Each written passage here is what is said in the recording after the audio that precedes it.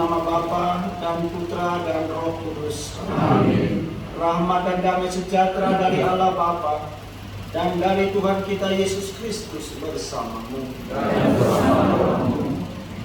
Padre James Raka Putra, saudari dan saudara, para suster, kita semua yang dikasihi Tuhan.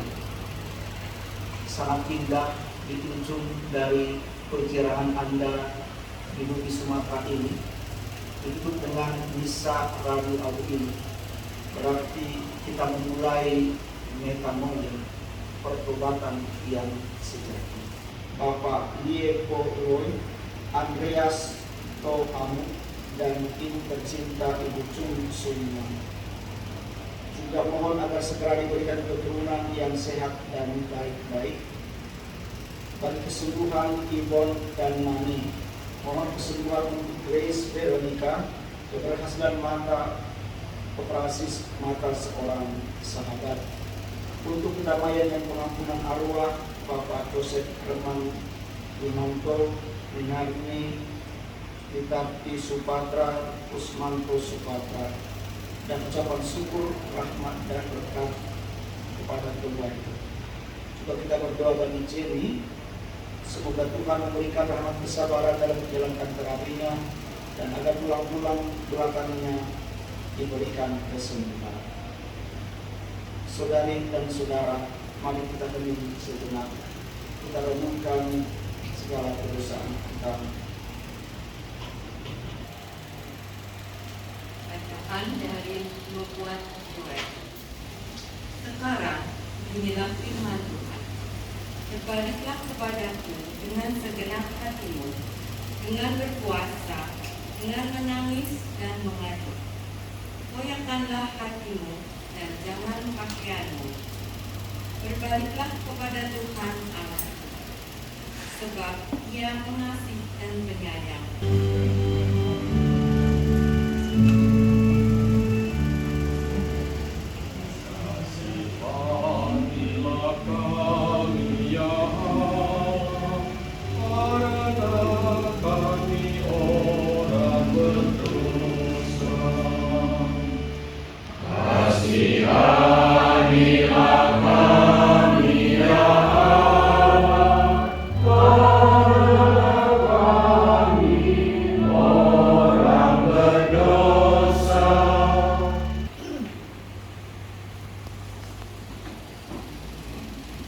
Bacaan dari surat kedua Rasul Paulus kepada jemaat di Korintus.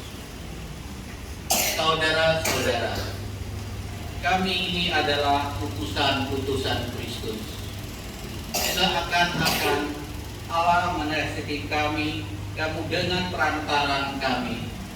Dalam nama Kristus, kami meminta kepadamu, berilah dirimu didamaikan dengan Allah. Kristus yang tidak mengenal dosa telah dibuatnya menjadi dosa karena kita.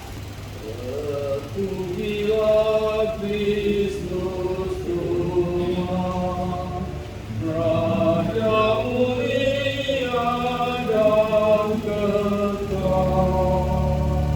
Tuhan bersamamu. Inilah Injil suci menurut Matius. Dalam khotbah di bukit, Yesus bersabda kepada murid-muridnya, hati-hatilah jangan sampai melakukan kewajiban agamamu di hadapan orang supaya dilihat.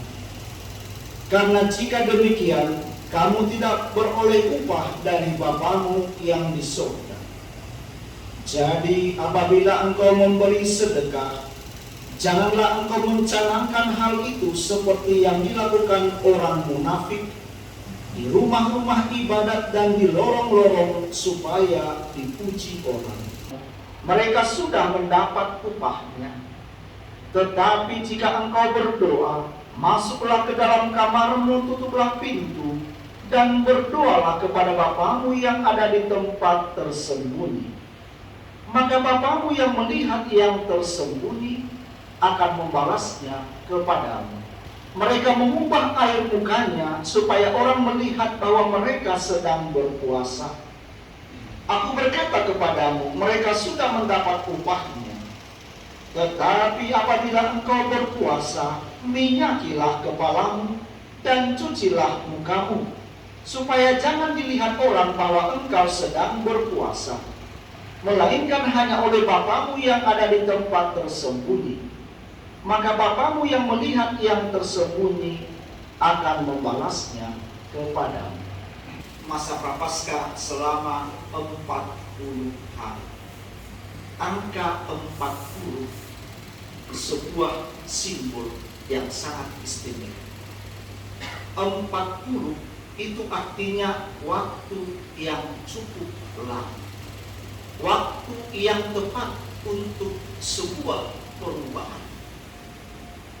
40 tahun bangsa Israel harus menjelajah untuk keluar dari tanah Mesir menuju ke Kanaan. 40 tahun berarti satu generasi. Butuh satu generasi untuk melahirkan hal yang baru di dalam kehidupan kita. Yesus berpuasa di padang gurun 40. Nabi Elia di Gunung Karmel dalam suasana stresnya, banyak tekanan, dia pun baru pada hari yang ke-40 dia berjumpa dengan Allah dalam bentuk angin sepoi-sepoi Misa. Saudari dan saudara, siapapun, setiap orang yang berjumpa dengan Tuhan, hidupnya berubah. Selama 40 hari ini adalah usaha kita yang lebih intensif lagi. Selama ini kita sudah berusaha untuk mencari Tuhan, mencari perjumpaan, persatuan dengan Tuhan. Tetapi selama masa prapaskah ini, kita diminta berbuat lebih.